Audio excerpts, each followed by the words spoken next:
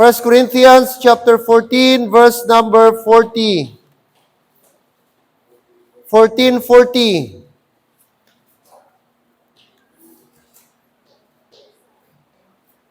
Verse 40. Okay? Chapter 14, verse 40. Read. Let all things be done decently and in order. So maliwanag po ang instruction ni Paul sa mga Corinthian believers. Possible may mga member sa Church of Corinth na hindi po organized, no? Medyo magulo. Kaya sinulatan sila ni Paul at sa kanyang last na sulat, sa last verse, ito yung kanyang sinabi, let all things be done decently and in order. Meaning to say, dapat may order. No? Lahat na bagay should be in order. Amen? Ang Panginoon natin, in order. No? He's a God of order. Kaya, same sa ating gagawin. Okay, let's pray. Father, we thank you for tonight. We thank you, Lord, sa strength and sa opportunity. Once again, makapunta kami sa church for our midweek prayer meeting and Bible study. It's my prayer, Lord. I-bless nyo kami. I-bless ang iyong salita, ang message na aming pong i-meditate this evening. I hope and pray na sana, Lord, sa lahat na aspect naming life, whether practical things and spiritual things maging or in order kami. Kasi yun yung plano ninyo, Panginoong Diyos. In fact, even sa creation, kung ano ang first day, second day, until sa sixth day, Panginoong Diyos, makita po namin ang order po ng pag-create ninyo. So, we believe na ang plano ninyo at desire sa isang local church ay maging organized din po kami. Maraming salamat and be with us tonight. This I pray in Jesus' name. Amen. And amen. Be seated. Alright, Christian duty in the home and in the church. Last week, nag-start tayo.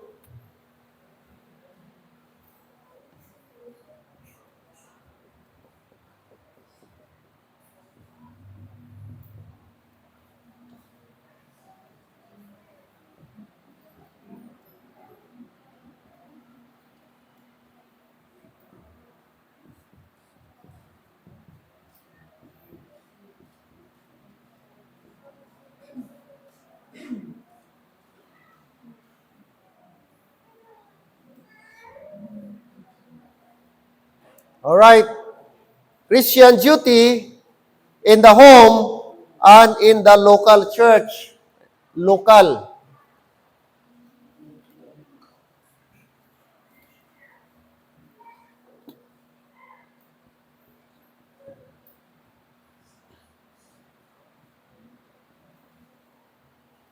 First, meron tayong duty. No? Take note the word duty or responsibility. At saan nga area tayo may responsibility? According sa ating lesson, dual po. In the home and in the church. Alright? So maliwanag po yan. Hindi lang sa tahanan natin, ating mga tahanan, meron tayong responsibility. But bilang Christian, meron din tayong responsibility or duty inside the local church. Kung saan tayo napabilang. Alright? So, last week,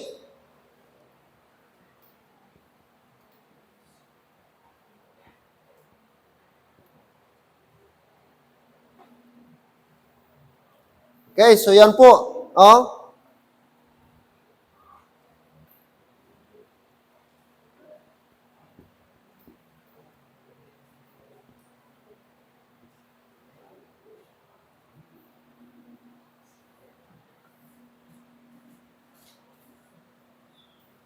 Man, in the home, and then sa kabila,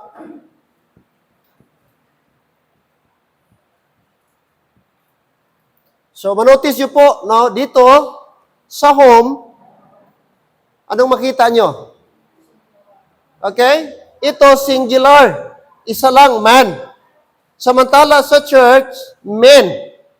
Ibig sabihin, ang men sa church ay hindi lang po isa. Okay? So marami, studihan natin yan. Sino po sila na dapat mag-function? Alright? So first, pag sinabing man in the home, that is singular, speaks about Okay, may mga responsibility siya bilang isang lalaki. Alright? So number one, responsibility sa tahanan is that, sino dapat? Head o head. Okay, dapat ang lalaki should be the head. Amen? 1 Corinthians 11 verse number 3. 1 Corinthians chapter 11 verse number 3. Okay, short recap lang po ito. Review. Verse number 3. But I would have you know, Paul says, that the head of every man is Christ. So sino ang head ng mga lalaki? Si Kristo. And the head of the woman, ang head naman, ang ulo ng babae o isang babae, sino? Is the man. And the head of Christ is God. So makita mo po yung order. Christ, and then the man, and then the woman. So meaning, okay, dapat i-recognize sa tahanan na ang head walang iba kundi ang lalaki. So gaano man katalino yung babae, yung wife, but dapat clear sa Bible ang instruction that the head in the home should be the man. Never, hindi pwede maging head ang babae. Kasi Bible principle po yan. Amen? Na dapat dating sundin sa ating mga tahanan. Like I said, gaano ka man ka-intellectual, siguro mas mataas ka pa ng grade or, educationally wise, okay, knowledge sa husband mo, pero the Bible is very plain and clear na ang leader sa tahanan should be the man. Alright? So kung di tayo sumunod sa leadership, sa order, magkaroon tayo ng disorder, magkaroon tayo ng chaos, magkaroon tayo ng problema. Yun ang mga problema sa ibang tahanan kasi ang babae gusto din mag-leader. Lalo na pag ang babae ang ga-income. No? So take note mga babae, kung may husband kayo someday, tapos kayo gatrabaho, kayo may income. Samantala, husband niyo sa bahay lang. Huwag niyo pong gawing title yan or excuse na kayo na ang leader. O, kayo na mag-speak, kayo na ang masunod. Kasi gabayulit tayo sa Bible principle. So maliwanag, amen? That the man is the head of the home. Ano pa? Ano pa siya? Okay? Husband. Husband. Man in the home is not only the head, but also the husband. Ephesians 5:25. Ephesians 5, verse number 25. Ephesians 5:25. 5:25. Husbands, love your wives, even as Christ also loved the church and gave Himself for it. So kanino gi-address ni Paul? Na dapat ang magmahal ng kanilang mga asawa o ibigin nila ang kanilang mga asawa ay ang mga husbands. So maliwanag ang instruction ni Paul sa mga Ephesian believers. Their duties is that they should love their wives. So ang binigyan ng instruction na mahalin, una, ang kanilang mga wives is the husband. No? So husband, that is your responsibility. O tayo na mga may asawa. Okay, next. Ano pa? Ano? Pangatlo? Ruler. Ruler. Pag sinabing ruler, hindi ito yung may connotation tayo na tyrant or parang pag sinabing ruler, dictatorship. Hindi po ganon. Pag sinabing ruler, nag-rule siya in a godly way. Nag-rule siya based upon the Bible. Iba kasi yung dictatorship. Pag sinabing dictator, hindi na siya nakikinig. Kahit maganda ang suggestion, opinion ng wife niya, mga anak niya, ayaw niya makinig kasi siya daw ang leader. Okay, dapat kung anong instruction niya, yun na yun, hindi na pwede ma-change. That is dictatorship. At hindi po yan ganun ang principle sa Bible. Ruler, meaning ikaw nag-lead. No? Ikaw yung driver sa tahanan mo. Ikaw yung nag-guide sa tahanan mo. Yun ang ibig sabihin. In a godly way, in a Bible principle. Alright? Okay, maliwanag po yan. 1 Timothy chapter 3, verse 5. Okay? Chapter number 3, verse number 5. Although particularly or specifically, this instruction is given to a bishop. Pero sabi pa niya dito, verse 5, at pwede pa rin doon sa mga husband, for if a man know not how to rule his own house, how shall he take care of the church of God? Take note, men, kung ang isang lalaki hindi marunong, okay, mag-guide, mag-lead sa kanyang sariling tahanan, sabi niya, anong sabi ng Bible? How shall he take care of the church of God? So may dilema, no? May disadvantage. Sabi ni Paul, paano niya i-take care ang church of God kung siya mismo daw sa kanyang tahanan ay di niya kayang i-rule ang kanyang own family. So meaning, ang isang pastor o magpapastor, ang prerequisite requirements, dapat rule his own house well. Dapat una muna, pinakauna sa lahat, makita na example ang kanyang family na nagiyahan niya bago niya i-guide ang isang local church. So kapag ka ang isang leader o isang ruler, hindi niya na-rule ang kanyang tahanan, disqualified po siya na magiging pastor. Maliwanag kasi may criteria, Brad, may requirements ang pagiging pastor. But also, para din sa mga tatay. No? Ano din po ito, applicable. Kasi ang binanggit, man. For if a man know not how to rule his own house. So sino ang mag-rule? Again, hindi si Mrs. Hindi si ugangan. Hindi si lolo. Hindi ang bayaw. Amen? Ang tatay. No? Ang tatay, siya ang mag-rule. Huwag niyong hayaan mga tatay, ibang tao ang mag-rule sa panimalay ninyo, kay kayo ang tatay. Responsibilidad ninyo ang mag-rule. So kung di nyo na dumalahan ang pamilya ninyo, huwag niyong i-blame kung nag-fail ang family ninyo because you are the leader. Okay? So, ruler. Ano pa? Ano pa ang isang duty ng isang man in the home? Provider. Provider. Alright? 1 Timothy chapter 5. 1 Timothy chapter 5 verse 8. Verse number 8. But if any provide not for his own, take note, that refers to his own family. Anybody, anyone who is not able to provide for his own, and especially for those of his own house, giklaro na gid. Especially for those of his own house or own family, the Bible says, he hath denied the faith and is worse than an infidel. So grabe yung pag-describe ni Paul sa isang tao na irresponsible. Alright? Ibig sabihin, pag hindi siya marunong mag-provide sa needs sa kanyang family, is worse than infidel. Anong infidel? Unbeliever. Oh. Pag sinabing infidel, unsaved. Mga taong ungodly. Walang relationship kay Lord. So nakakahiya pala sa isang leader na hindi marunong mag-provide sa kanyang family. Oh. Kaya dapat mga tatay, amen, mga men, Brad?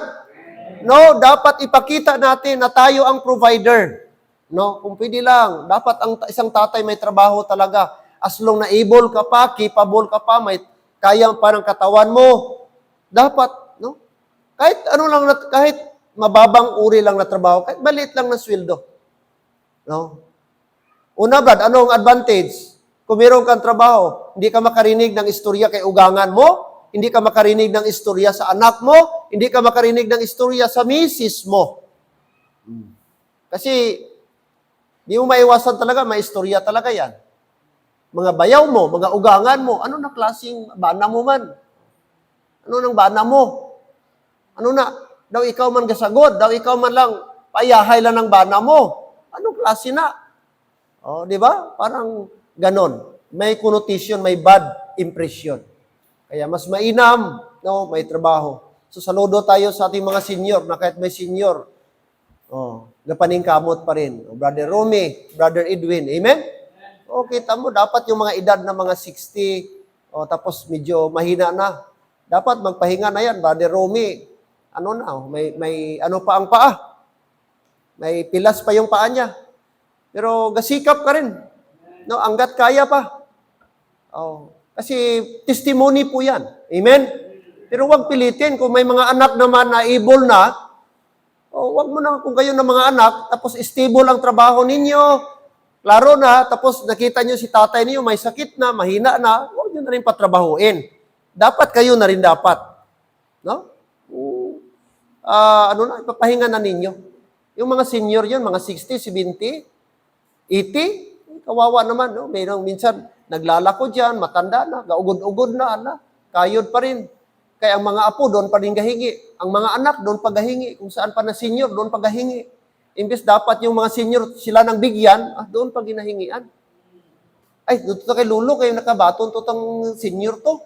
May ara to, kuan to, dito ta kay Lolo. Pangayuan na to si Lolo pang graduation. Okay lang na. Kung talagsa, pero kung lagi na lang, di na rin maganda. Huwag nyo rin sanayin, mga apo ninyo or pamangkin ninyo, kasi pangit din pag sinanay ninyo. Alright. Okay, provider. So, dapat ang isang tatay is provider. Okay? At panglima, like I said, ano pa? Pastor. No? Pastor. Hindi lang kayo provider, but also, ang isang tatay ay pastor din. Okay, 1 Corinthians chapter 14. 1 Corinthians chapter 14. Binasa natin ito last week.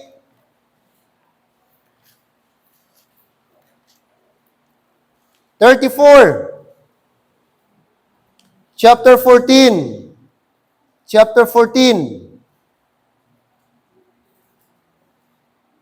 34 and 35. Let your women keep silence in the churches. Plural. Mga simbahan, mga iglesia. Sabi ni Paul, for it is not permitted unto them to speak, but they are commanded to be under obedience, as also saith the law. 35, and if they will learn anything, let them ask their husbands at home, for it is a shame for women to speak in the church. Alright, so ang Bible, nagbigay po ng instruction, si Paul, sa mga Corinthian believers. Maybe because may confusion. Dito may mga babae na gustong mag-roll, may mga babae gustong magsalita. Kaya anong sabi ni Paul sa 33? Sabi niya, for God is not the author of confusion, but of peace as in all churches of the saints. So gusto ni Paul na may order. Kaya mga binigyan niya, mga babae, you are not allowed. Sabi niya. At kung meron kayong itanong, okay, huwag niyong itanong inside the church. Instead, pagdating sa bahay, doon kayo magtanong. At kanino magtanong? Sa inyong mga husbands. Amen? So mga babae, doon pala. Sa mga asawa ninyo. Okay? Sa mga asawa. Mga husband. At kayo ng mga husband, kung magtanong ang misis ninyo, sagutin nyo rin ng tama. Amen? So ipaliwanag nyo. So pastor man pala kayo, so dapat mag-learn. No? Dapat learner. Okay? Dapat tayo? No? Tawag dyan, teachable tayo. Okay? At mag-learn tayo para meron tayong may sagot. Okay? So kung may nagtanong, pastor, and next. Ano pa? Not only pastor, but also teacher.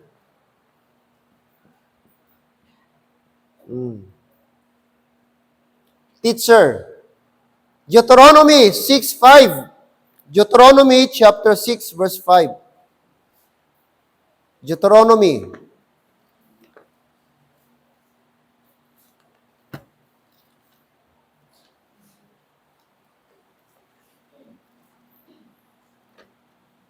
Chapter 6 verse 5.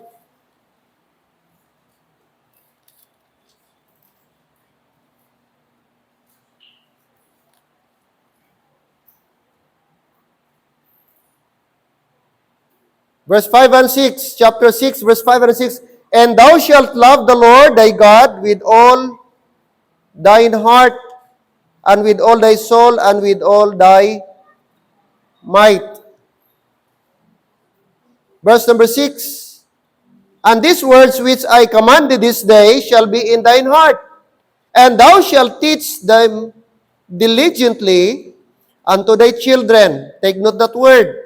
And thou shalt teach them diligently unto thy children, and shalt talk of them when thou sittest in thine house, and when thou walkest by the way, and when thou liest down, and when thou risest up. And thou shalt bind them for a sign upon thine hand, and they shall be as frontlets between thine eyes, and thou shalt write them upon the post of thy house and on thy gates. Primarily, this instruction is given to Israel as a nation. But in application, covered pa rin tayo. Amen? Kahit ang recipient talaga dito, gisabihan, Israel, verse number 4. Pero, and yet, no, kasama pa rin tayo. Na sa ating panahon ngayon, the same pa rin, na dapat turuan natin ang ating mga anak.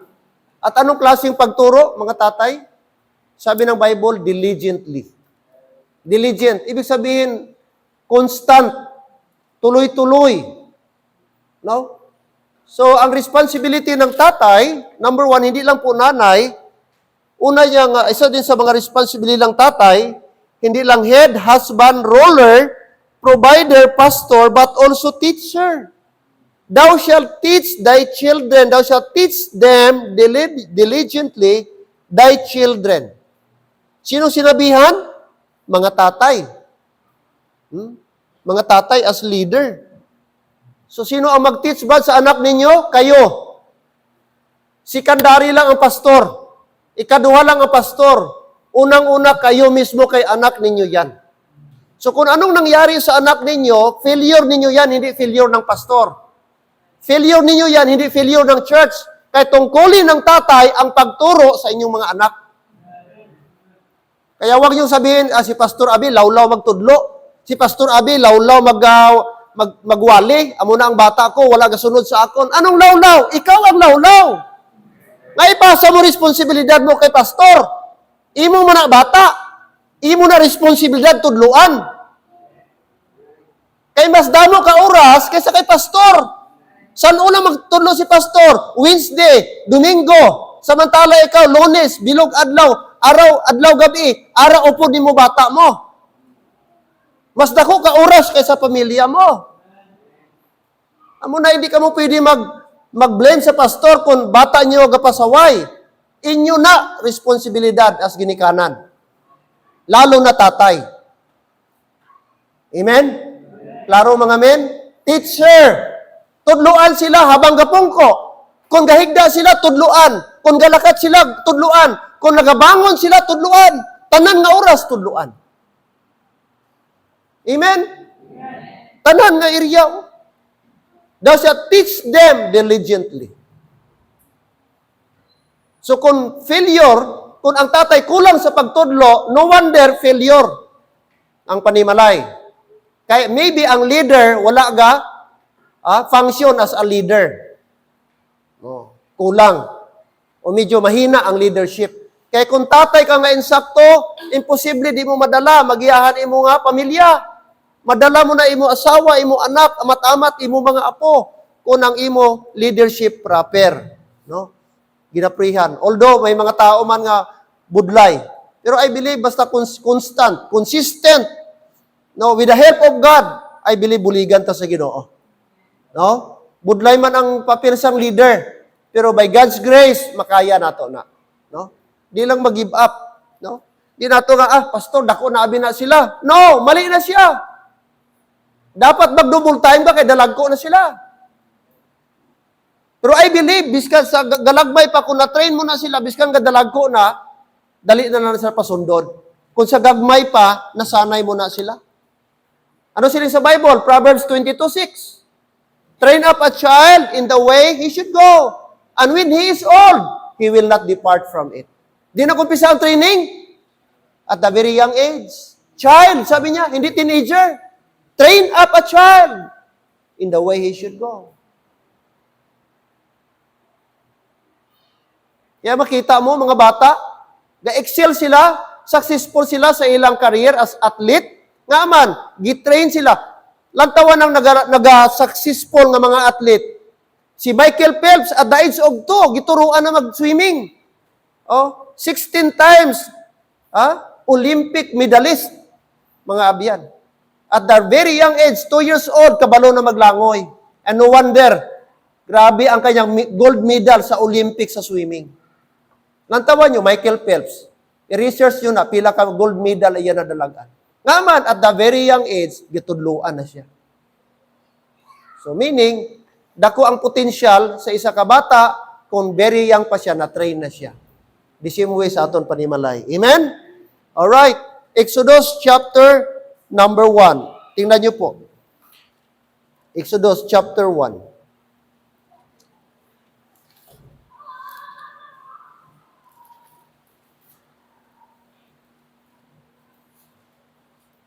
Chapter number 1.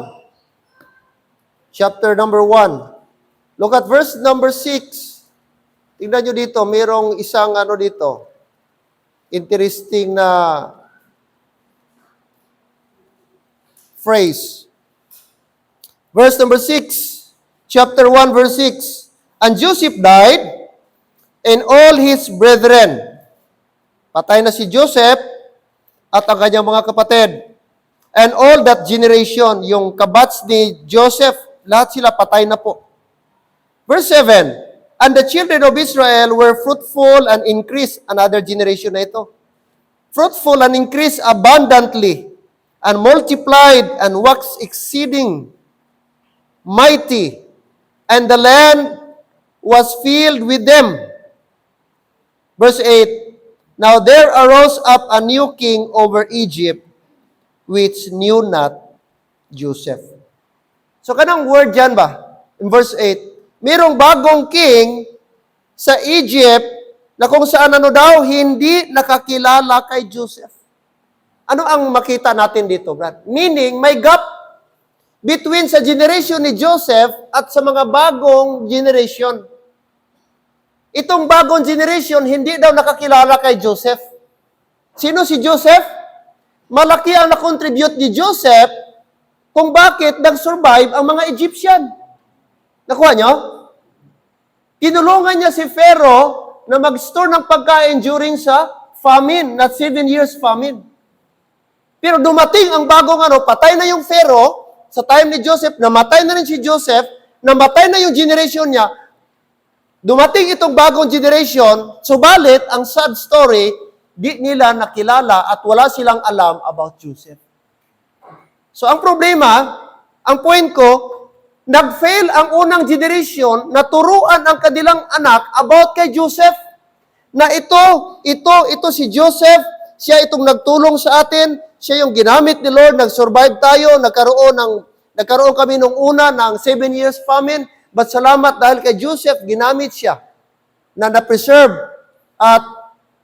ang mga buhay ng mga tao at nagkaroon tayo ng another generation. So dito, may failure.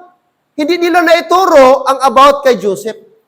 That's why, pati ang king, di nila alam, di nila kilala kung sino si Joseph.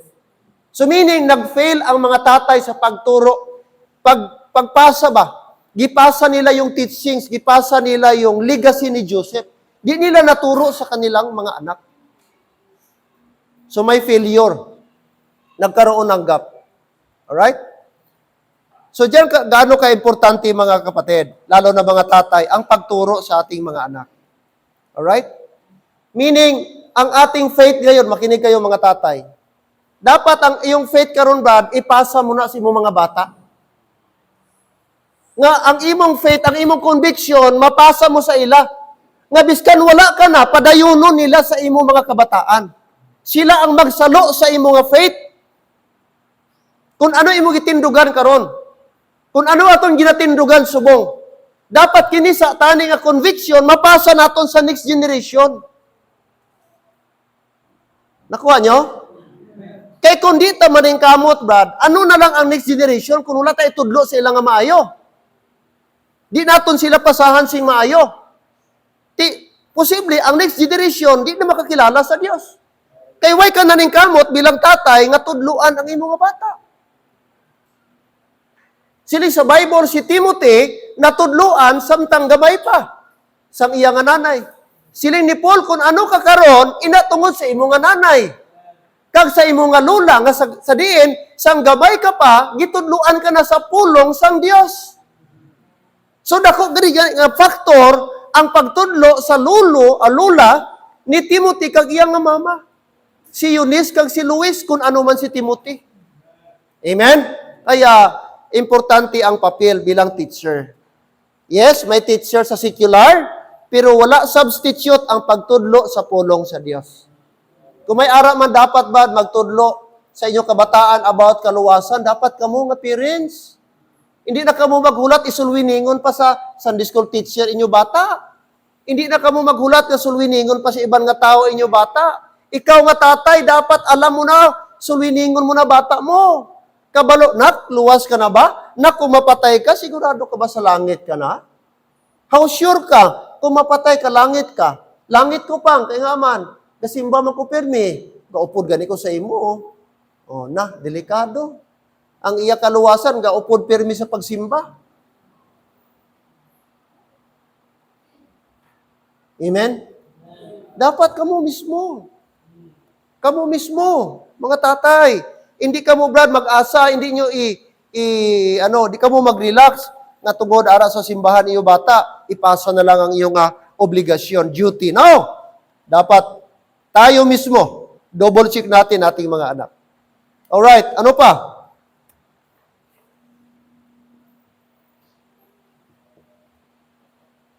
Oh. Chastiser. Ano ba yung chastiser? Hebrews chapter 12. Hebrews chapter 12. Hebrews chapter 12.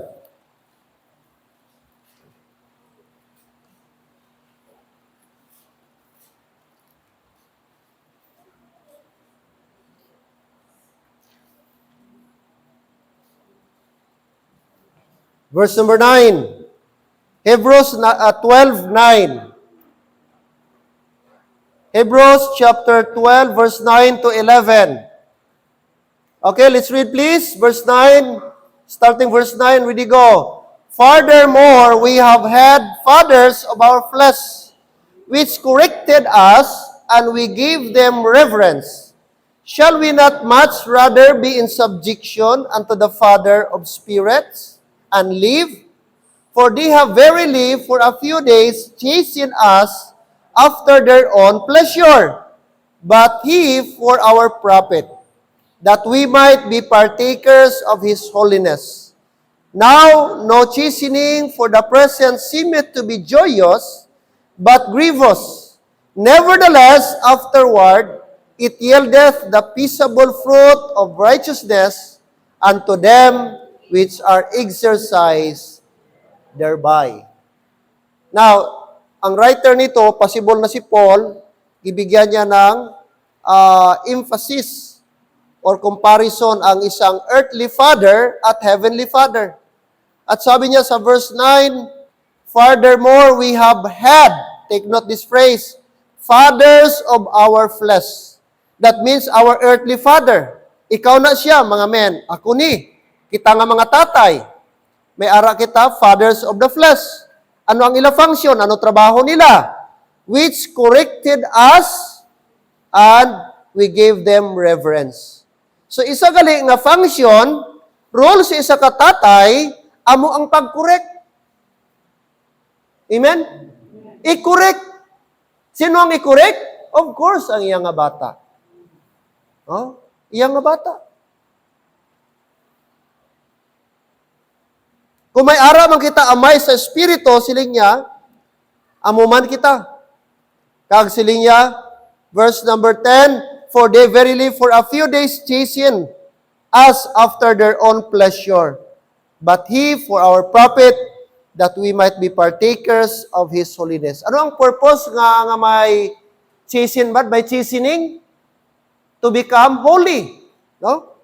For holiness. So, profitable, beneficial daw ang pag-chasten. Siling sa verse 11, Now, no chastening for the person seemeth to be joyous. Yes, hindi daw enjoyable, hindi pleasurable kung ginaagi or undergo sang chastening ang isa ka tao. Nevertheless, sila niya, afterward, it yieldeth the peaceable fruit of righteousness unto them which are exercised thereby. Ano ang resulta? Ano ang good news? Kung mag-undergo ang isa ka tao sang chastening, maging righteous, maging holy. So yun ang resulta kung may chastening. Kaya ginakorek, no? Ginakorek ang isa ka tao. That's why, hindi na ta maghulat nga ibang tao ang magkorek sa aton kabataan. Kundi kita mismo, no? Chastening. No? Alright? Verse number 5. No? Anong sinabi sa verse 5? And ye have forgotten the exhortation which speaketh unto you, as the children, or as unto children, my son, despise not thou the chastening of the Lord, nor faint when thou art what? Rebuke of him. For whom the Lord loveth, verse 6, take note this. For whom the Lord loveth, he what? He chasteneth and scourgeth every son whom he receiveth. So, ang pag-chasten pala, expression ng love ng Panginoon. Hindi siya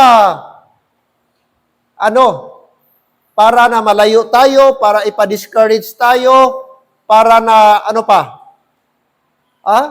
mapariwara tayo, no. Ang design ng chastening is para tayo, Brad, una, maging righteous, maging holy. At part po sa attitude o character ng ating Panginoong Diyos is righteousness. That's why i-chasten niya tayo pag tayo'y gumagawa ng mali at hindi dapat. Yes, walang curse. Kasi ang curse natapos na doon sa cross. Amen? Pero may chastening. May chastening. Kung magpasaway ta, hindi ka na karmahon. By the way, ang karma is not from God. Wala na sa Bible. Chastening. Wala gaba, wala tunglo, or whatever.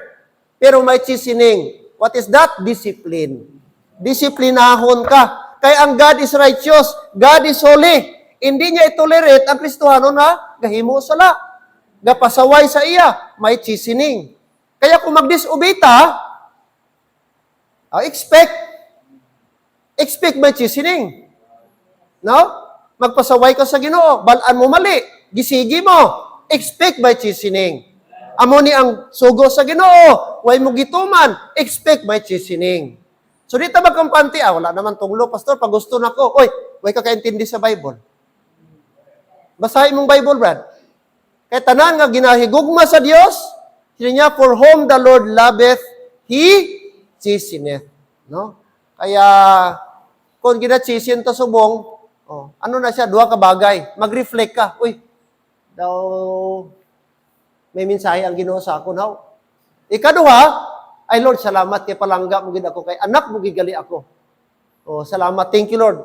Blessing, yapon kay gichasten mo ko, pamatuod, luwas gid gali ko. So kung nakamarasbas ka na, hindi na pagliwata. Hindi na, likawin na to. Alright? So, chastiser. So, si Lord chastise siya. Okay? So, ang tatay man, meaning, ano man dapat ang isang tatay, Brad? Ang kanyang duty is to discipline. Chastiser o to discipline. So, kung bata mo, Brad, kapasaway, di ka madlok magdisiplina. Biblical na, ara na sa Bible. Gisugo ta. Nga aton nga, Brad? Disiplinahon aton kabataan. Siling sa Proverbs, ang isa ka anak nga pasaway, kahoy-anan sa ginikanan. Kung wala nato gidisiplina aton bata, pastor, tamad na ko, dalag ko na sila, pastor, Brad, mali na yan. Disiplina ha, no? Istorya ha. Hindi mo na siguro kailangan karatihon, i-kung fu, i-judo, no? Istorya ha, kay dako naman. Istorya ha, mayad, no? Kung di kin maagwanta, liabihi gamay. Ikaw ba? Galisa ka gid ba? Hindi pagpatama ba? Oh. Si Clint, ha? Maliit pa yan. Months pa lang, pasaway na. Sabi ko, sige lang, paabuton talang kay isa katuig. Ulaton ko mag isa katuig ka. Murespeto sa ako. Isa katuig, paabuton ko, mag-birthday. Oh. Wala ko na ginapalo, samtang way pa nag-abot tuig. Sige ko, paabot, mag-isa ka katuig. Dito gid pag abot isa katuig, katilaw na siya. Oh. Tilaw na. Gamay pa, 1 year pa lang na, ginabakol ko na. Oh. Ginabakol, ginapagyan ko na na. Oh. Hasta gyapon karon. Okay, budlay man. Sanayon mo. Oh? Nga okay lang. Okay lang, bastuson ka, okay lang. Okay lang, istoryahan ng sangbad, di mo ginakuri, kadlaw-kadlaw ka pa nga tatay. Masanay ng bata mo. Kadlawan ka lang samdi sina. Biskan hindi na mo, kadlawan mo lang, kay way ka maginasaway. Way mo maginasaway, pabayaan mo. So samdi, magbalik na sa imo, anong klaseng tatay ni? Oh, napabayaan niya lang bata niya, ginadisrespect na siya. Oh, bata niya siya, way lang siya ginahimo. Banda sa imo. Muna nga, hindi dapat. Aton sa wayon, apo naton. Oh, pastor, gabalik-balik man, sige lang. Importante ginasaway nato. Oh. Ipa-inform nato sila nga mali ila ginahimo. Alright? Next Wednesday, dito naman tayo. Okay? Man in the home, head, husband, ruler, provider, pastor, teacher, and chastiser. O, dito naman tayo next. Mga babae, stay put lang kayo. Kay meron din kayo. Ano naman ang women in the home at women in the church? Tapos, ano naman ang young people? Ano naman sila ang young people, ang ila function diri sa church? Hulat lang kamo. Kalma lang. Umaya ragin na. Hulat lang. Kini, mga men pa lang di kano, hipos pa kamo. Imin man kamo. Pag inyo naman, imin man kamo. Alright. So, tanan kita may ara. Amen? Tendo kita. Okay. Lord, salamat gid tonight sa imo nga pulong, amo na istadihan, nabatian. Kabay Lord, tani, hindi kami ma-offend, di maglain buot namon, kundi dapat malipay kami. May pulong sa Dios nga nagalaygay sa amon, may pulong sa Dios nga naga-istorya sa amon. Kung ano ang amon nga obligasyon bilang isa ka tatay. So, salamat gid Lord, kapati kami nga ang imo pulong, puno gid sang instruction, kag nabi imo pulong kung amon sundon Ginoo. So, thank you sa tanan, kabay Lord nga ang ini nga pulong, magapabilin gid sa amon kasing-kasing permi, kag hunahuna, kag buligan mo amon mga tatay, nga mahimo nila ang ilang nga function, ang ilang nga duty, bilang man in the home, Panginoon. So, thank you liwat, kag i-bless pa Lord, ang amon nabilin nga mga inura sa sining nga gabi. This I pray in Jesus' name. Amen.